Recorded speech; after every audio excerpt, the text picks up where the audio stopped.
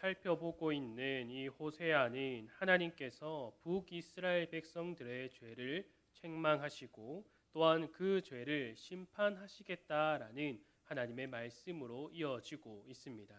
그리고 이 호세아는 하나님께서 그 북이스라엘 죄를 심판하시겠다 해서 끝나는 것이 아니라 하나님께서 반드시 회복시키겠다라는 그 약속까지 이어지고 있죠.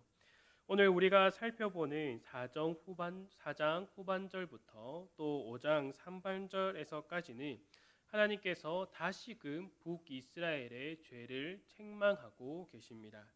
하나님께서 책망하시는 북이스라엘 죄는 우리가 오늘 읽었던 본문 첫 단어로부터 나오는 음행입니다. 그리고 오늘 본문에서 반복적으로 나오고 있는 간음과 음란에 대해서도 하나님께서는 지금 책망하고 계십니다. 우리는 이러한 음행과 간음, 음란에 대한 죄를 들으면 곧바로 도덕적인 죄로 생각하는 경우가 있습니다. 물론 도덕적인 죄도 하나님께서 반드시 책망하시지만 우리는 이 죄를 더 깊이 살펴보아야 합니다. 오늘 본문을 보면 하나님께서 북이스라엘의 음행을 책망하실 때에 몇 가지 지명들을 함께 말씀하시고 계십니다. 4장 13절을 보면 산 꼭대기 그리고 작은 산 위 이것을 말하고 있으며 15절에서는 길갈, 벳아웬 그리고 5장 1절에서는 미스바와 다보를 언급하시면서 그들의 음란에 대해서 말씀하고 계십니다. 먼저 4장 13절을 우리가 다시 본다면 그들이 산 꼭대기에서 제사를 드리며 작은 산 위에서 분향하되 참나무와 버드나무와 상수리 나무 아래에 서하니 이는 그 나무 그늘이 좋음이라. 이러므로 너희 딸들은 음행하며 너희 며느리들은 간음을 행하는도다라고 말하고 있습니다. 여기서 산 꼭대기에서 제사를 드리고 또 작은 산 위에서 분향하되라고 말하고 있습니다. 이를 단어적으로 본다면 산 꼭대기와 작은 산 위가 단수가 아닌 복수로 사용되고 있습니다. 여러 산 꼭대기들, 수많은 언덕 위에서 작은 산 위에서 이러한 제사와 분향이 이루어지고 있다라는 것을 말해주고 있습니다. 산과 여러 언덕에서 제사를 드리는 것은 가나안 사람들이 가졌던 하나의 우상 숭배와 관련되었던 관행입니다. 이러한 관행에 북이스라엘이 빠져 있다라는 것을 말해주고 있는 것이죠. 그리고 우리가 북이스라엘 하면 생각할 수 있는 것이 바로 베델과 단입니다. 이스라엘에서 남유다와 북이스라엘로 나누어지고 나서 여로보암이 북이스라엘의 왕이 됩니다. 여로보암이 왕이 된 것은 다 하나님의 계획이었습니다. 여로보암도 선지자 아히야를 통하여서 이를 분명하게 알고 있었습니다. 그럼에도 불구하고 이 여로보암은 늘 불안해했습니다. 둘로 나눠진 나라가 언제 다시금 하나로 합쳐질지 몰랐기 때문이죠. 그래서 그가 먼저 한 것이 무엇이었습니까? 이 북이스라엘 땅에 안전한 성을 건축하는 일이었습니다. 그래서 에브라임 삼지에 세겜을 건축하고 또 더 나아가서 분우엘이라고 하는 성을 건축하게 됩니다. 이렇게 했음에도 불안한 마음이 사라지지 않았습니다. 왜냐하면 북이스라엘 백성들이 하나님께 제사를 드리기 위하여서 예루살렘으로 올라갔다가 그들의 마음이 돌아서서 다시금 우리가 하나가 되자라고 말하고 자신을 죽일 수도 있다라는 생각에 두려움이 가득했다라는 겁니다. 그래서 생각해낸 것이 무엇이었습니까? 바로 금송아지 2마리를 만드는 것이었습니다. 그리고 나서 그 금송아지 2마리를 가지고 백성들에게 말을 합니다. 너희가 다시는 예루살렘에 올라갈 일이 없다. 보라, 이스라엘아, 이는 너희를 애굽 땅에서 인도하여 낸 너희의 신들이다라고 말을 합니다. 그리고 그 하나를 바로 베델에 또 하나를 단에 두게 됩니다. 북이스라엘 백성들이 출애굽했을 때 금송아지를 만든 것에 대한 하나님의 그 심판을 기억하지 못하고 이 여로보암의 말을 따라서 그 금송아지를 섬기게 됩니다. 이에 여로보암은 레위 지파가 아닌 일반 백성 중에서 제사장을 세우고 또 하나님께서 정하신 절기를 자신의 마음대로 바꾸기 시작합니다. 여로보암은 자신의 두려움으로 인하여서 자신이 원하는 대로, 자신이 생각한 대로 지금 이 일을 행하고 있고 또 이것을 여로보암뿐만 아니라 바로 북이스라엘 모든 백성들의 죄가 되었다라고 분명하게 말을 해주고 있습니다. 오늘 본문 13절을 계속해서 보면 그들이 산 꼭대기에서 제사를 드리며 작은 산 위에서 분향하되, 즉 그들이 우상을 섬기는 것에 대해서 분명히 말하며 그들이 우상을 섬기는 것들이 여러 곳에서 벌어지고 있다라는 것을 지적하고 있습니다. 그리고 나서 이어서 말을 하는 게 참나무와 버드나무, 상수리나무 아래에 서하니 이는 그 나무 그늘이 좋음이라라고 이어서 말하고 있습니다. 한번 우리가 생각을 해봅시다. 산과 언덕 위에 참나무가 아주 멋있게 자라 있고 버드나무 또 상수리나무가 잘 서 있다라고 생각을 해봅시다. 아마 그 모습만 봐도 참 좋다라고 말을 하겠죠. 아마 요즘에는 그곳이 관광 명소가 되고 사진을 찍는 곳으로 유명하게 되겠죠. 오늘 본문에도 나오는 것처럼 그 나무 아래에서 하니 그 나무 그늘이 좋음이라라고 말하고 있습니다. 아주 땡볕에서 이 그늘을 찾아서 많은 사람들이 모였고 그 그늘이 서늘하고 안락함을 준다라고도 볼 수 있습니다. 그곳에서 그들이 우상을 섬겼다라고 우리가 생각할 수도 있지만 우리가 여기서 조금 더 깊게 살펴보아야 하는 것은 바로 그 그늘에 몸을 감추었다라는 것을 보아야 합니다. 북이스라엘이 그늘에 몸을 감추고 우상 숭배를 하면서 그들은 그들의 원하는 쾌락을 쫓아 행했다라고 하는 거죠. 그래서 이어지는 구절에 너희 딸들은 음행하며 너희 며느리들은 간음을 행하는도다라고 이어서 말하고 있는 것입니다. 하나님은 북이스라엘 백성들이 그 그늘 아래에서 하나님의 눈을 피하여서 우리가 음행하여도 하나님께서는 모를 것이다라고 생각했지만 하나님은 모든 것을 감찰하시는 분이다라는 것을 말씀해 주고 계십니다. 여로보암은 자신을 왕으로 세우신 하나님을 나타내기보다 자신의 두려움을 가리기 위하여서 자신의 생각을 더 내세운 모습을 보여주었습니다. 또한 북이스라엘 백성들은 그것에 따라서 자신들도 죄를 지으며 또한 그 죄가 부끄러운 것인지를 알면서도 그 그늘에 숨어서도 그 쾌락을 위하여서 죄를 쫓아갔다라는 거죠. 하나님은 이러한 마음을 보시고 음란한 마음에 미혹되었다라고 분명하게 말씀해 주십니다. 또 본문을 계속해서 보면 15절에 너희는 길갈로 가지 말며 벳아웬으로 올라가지 말며 여호와의 사심을 두고도 맹세하지 말지어다라고 이어서 말하고 있습니다. 여기서 길갈은 우리가 잘 알고 있듯이 이스라엘 백성이 요단강을 건너서 이 가나안 땅에 처음으로 진을 친 곳입니다. 이곳에 요단강 그 가운데에서 가지고 온 12돌을 세우게 됩니다. 그리고 여호수아가 자손들이 이 돌들을 보고 무엇이냐고 물어본다면 어떻게 말을 해 주어라라고 했습니까? 이스라엘이 마른 땅을 밟고 이 요단을 건넜음이라. 너희의 하나님 여호와께서 요단물을 너희 앞에서 마르게 하사 너희를 건너게 하신 것이 너희의 하나님 여호와께서 우리 앞에 홍해를 말리시고 우리를 건너게 하신과 같았나니 이는 땅의 모든 백성에게 여호와의 손이 강하신 것을 알게 하며 너희가 너희 하나님 여호와를 항상 경외하게 하려 하심이라 하라. 이렇게 말한 것이 바로 길갈에서 있었던 일이었습니다. 그리고 이 길갈에서 광야에서 끊어졌던 할례를 다시 행하고 유월절을 지킨 것이 바로 이곳이었습니다. 그렇게 이 길갈은 이스라엘 백성들에게 있어서 아주 중요한 장소가 되는 것이죠.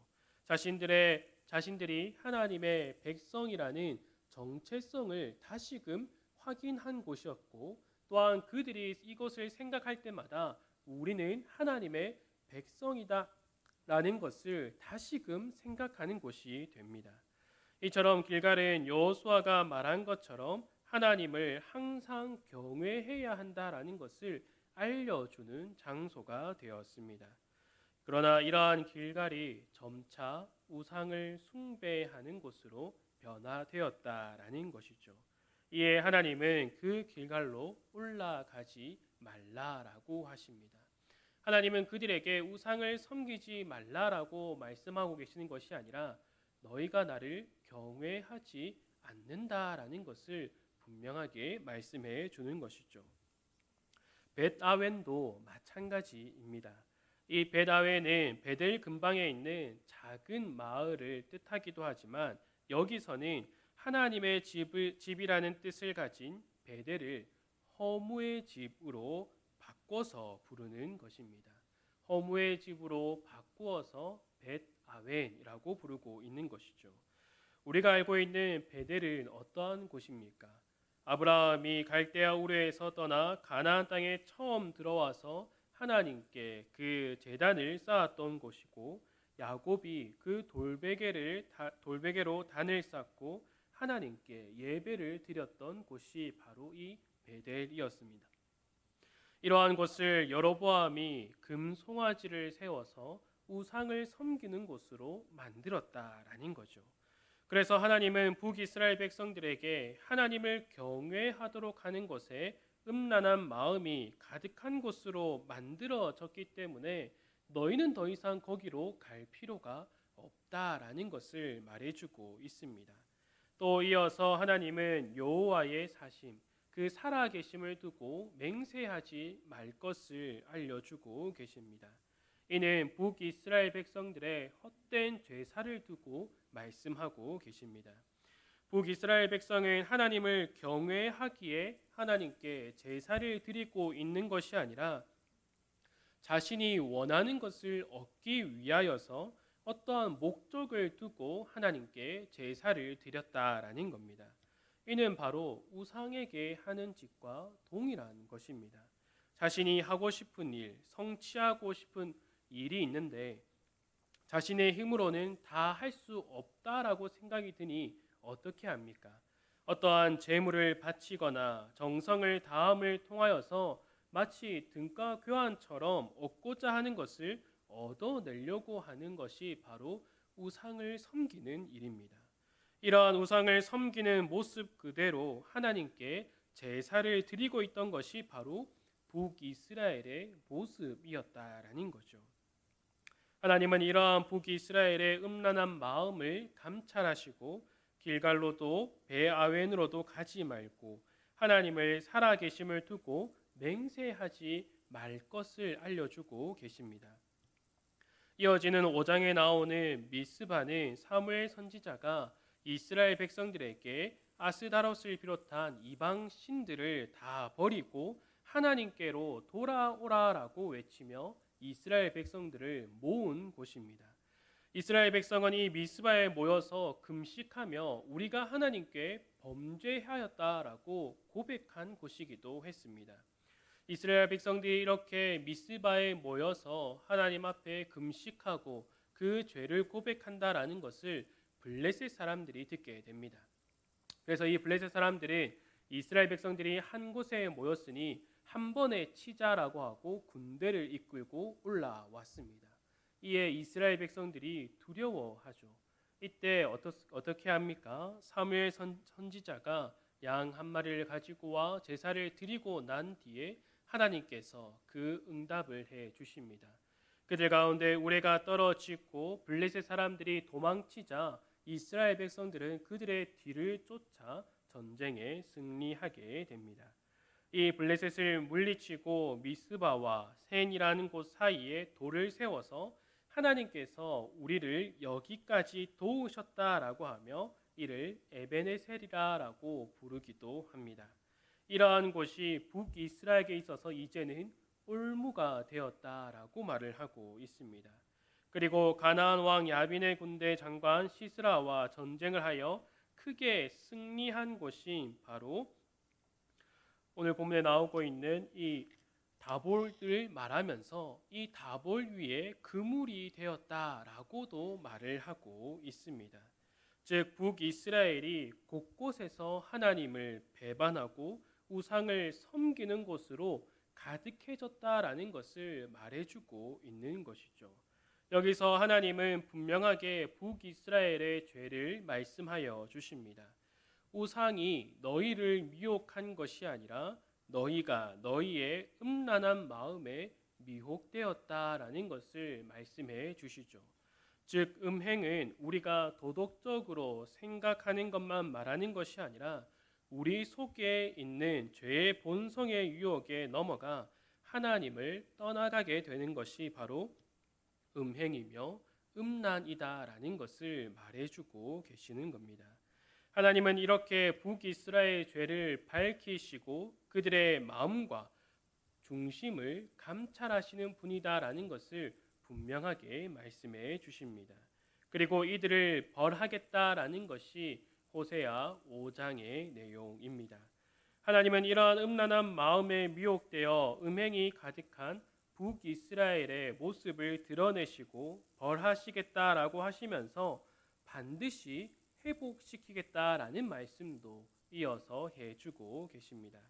오늘 본문 5장 1절을 보면 제사장들아 이를 들으라 이스라엘 족속들아 깨달으라 왕족들아 귀를 기울이라 라고 말씀하고 계십니다. 우리가 이 제사장들아 들으라 이스라엘 족속들아 깨달으라 왕족들아 귀를 기울이라 이것을 통하여서 하나님께서 영적 지도자들과 정치 지도자들의 잘못을 꾸짖는다라고 생각하고 넘어가기도 합니다. 그러나 이 본문을 자세히 보면 제사장들아 그리고 왕족들아 사이에 이스라엘 족속이라고 말을 하고 계십니다. 하나님께서 이렇게 말씀하시는 것은 북이스라엘 백성들의 정체성을 다시금 알려주시기 위하여서 이렇게 말씀하고 계십니다. 이스라엘 백성이 홍해를 건너고 시내산에 도착했을 때 하나님은 모세를 통하여서 이스라엘 백성들에게 다음과 같이 말씀해 주셨습니다. 출애굽기 19장 4절에서 6절을 보면 내가 애굽 사람에게 어떻게 행하였음과 내가 어떻게 독수리 날개로 너희를 업어 내게로 인도하였음을 너희가 보았느니라. 세계가 다 내게 속하였나니 너희가 내 말을 잘 듣고 내 언약을 지키면 너희는 모든 민족 중에서 내 소유가 되겠고 너희가 내게 대하여 제사장 나라가 되며 거룩한 백성이 되리라. 너는 이 말을 이스라엘 자손에게 전할지니라. 하나님은 모세에게 이 말씀을 이스라엘 백성들에게 전해라라고 명령하십니다. 그들에게 한 말씀이 세계가 다 내게 속하였나니라고 말씀하시면서 그들이 하나님의 말씀에 순종하는 삶을 살아갈 때에 너희가 내게 대하여 제사장 나라가 되며 거룩한 백성이 되리라라고 말씀해 주십니다. 여기서 거룩한 백성은 거룩하신 하나님께 속한 백성을 의미하는 것입니다. 즉 호세아에서 제사장들아 들으라 이스라엘 족속들아 깨달으라 왕족들아 귀를 기울이라라고 하신 말씀은 너희가 내게 속한 나의 백성이니 내가 너희의 죄를 깨닫게 하고 그 죄에 대한 벌을 받게 함을 통하여서 다시금 나의 거룩한 백성으로 회복시키겠다라는 그 말씀을 해주고 계시는 겁니다. 이러한 약속은 북이스라엘 모습을 통하여서 우리들에게도 동일하게 주어지는 약속입니다. 하나님은 이 약속을 이루시기 위하여서 예수 그리스도를 우리에게 보내어 주셨습니다. 베드로가 이를 베드로 전서를 통하여서 분명하게 말해주고 있습니다. 베드로전서 1장 2절을 보면 그는 먼저 이렇게 말을 하고 있습니다. 곧 하나님 아버지의 미리 아심을 따라 성령이 거룩하게 하심으로 순종함과 예수 그리스도의 피 뿌림을 얻기 위하여 택하심을 받은 자들에게 편지하노니 은혜와 평강이 너희에게 더욱 많을지어다.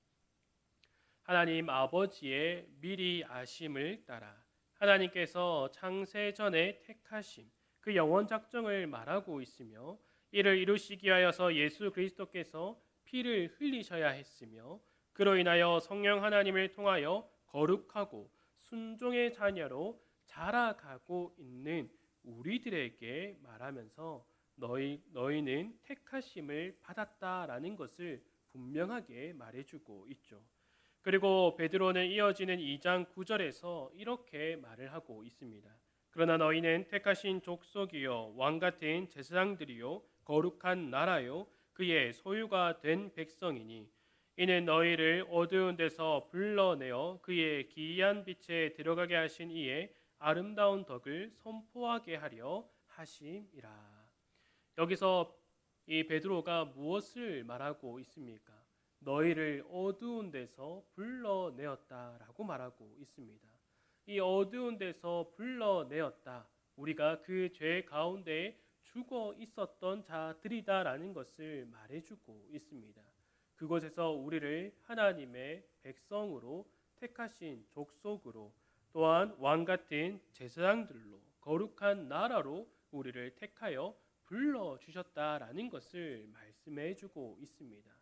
누구를 통하여서 우리를 부르시고 계십니까? 바로 예수 그리스도를 통하여서 우리를 불러주셨다라는 것이죠. 그리고 나서 베드로는 이어서 이렇게 말하고 있습니다. 사랑하는 자들아 거류민과 나그네 같은 너희를 권하노니 영혼을 거슬러 싸우는 육체의 정욕을 제어하라. 무엇을 제어하라라고 말하고 있습니까? 육체의 정욕입니다. 그리고 오늘 호세아를 통하여서 살펴보았던 음란한 마음을 제어해야 한다라는 것이죠. 호세아를 통하여서 살펴본 음란한 마음이 무엇이었습니까? 밖에서부터 오는 것이 아니라 우리의 안에서부터 오는 음란한 마음이었습니다. 그 음란한 마음은 우리로 하여금 하나님을 멀리하고 다른 것을 더 가까이 하도록 하는 것이었습니다. 하나님은 이를 알려주시기 위하여서 호세아 선지자를 고멜과의 결혼 관계를 통하여서 말씀해 주고 계시는 거죠. 주 안에 사랑하는 성도 여러분, 우리는 우리 안에 있는 음란한 마음을 볼 수 있어야 합니다. 하나님을 경외하고 하나님께 영광을 돌리기보다 은근슬쩍 나를 자랑하고 싶어하고 나의 유익을 더 생각하고 나의 이름을 알리기 위하여서 여러 가지 일들을 먼저 생각한다라는 겁니다. 그리고 이러한 일을 하기 위하여서 여러 가지 것들을 하나하나씩 허용하고 받아들이기 시작하고 또한 이러한 일들에 무감각해지는 우리의 모습들을 분명하게 보아야 한다라는 거죠. 또한 이를 분명하게 분별하고 나에게서 나오는 마음은 늘 하나님과 멀리하고픈 죄의 본성의 유혹밖에 없다라는 것을 우리는 분명하게 깨달아야 합니다. 그래서 우리는 나를 의지하는 것이 아니라 나를 택하여 주시고 나의 죄를 용서하기 위하여서 십자가에 달려 피 흘리시고 죽으시고 다시 살아나셔서 우리를 그 품에 품어주신 예수 그리스도를 더욱더 의지하며 살아가야 한다라는 거죠. 베드로가 말하는 것처럼 그리스도도 너희를 위하여 고난을 받으사 너희에게 본을 끼쳐 그 자취를 따라오게 하려 하셨느냐라는 그 말처럼 우리는 그 자취를 따라가야 한다라는 것입니다. 우리 속에 있는 음란한 마음을 깨닫고 또한 그것을 벗어버려야 합니다. 그리고 더욱더 예수 그리스도를 더욱 닮아가는 그 하나님의 거룩한 백성으로서의 삶을 온전케 살아가야 한다라는 것이죠. 하나님은 이 호세아 본문을 통하여서 북이스라엘의 그 음행의 죄만 말씀해 주고 계시는 것이 아니라 우리 속에 있는 음란한 마음을 바라보게 하십니다. 우리는 그 음란한 마음을 깨달아야 되며 우리 속에 있는 그 음란한 마음에 미혹되지 않도록 날마다 깨어 있어야 한다라는 거죠. 한 나라가 이 음란한 마음에 넘어갔습니다. 그래서 우리도 이 음란한 마음에 쉽게 걸려 넘어질 수 있습니다. 왜냐하면 이 미혹이 밖에서부터 오는 것이 아니라 우리 안에서부터 나 자신으로부터 나오는 것이기 때문입니다. 우리는 나에게는 더욱더 관대해 질 수 있습니다. 나를 많은 것에 허용하기 쉬워진다라는 거죠. 그러나 하나님은 우리에게 분명하게 말씀하여 주고 계십니다.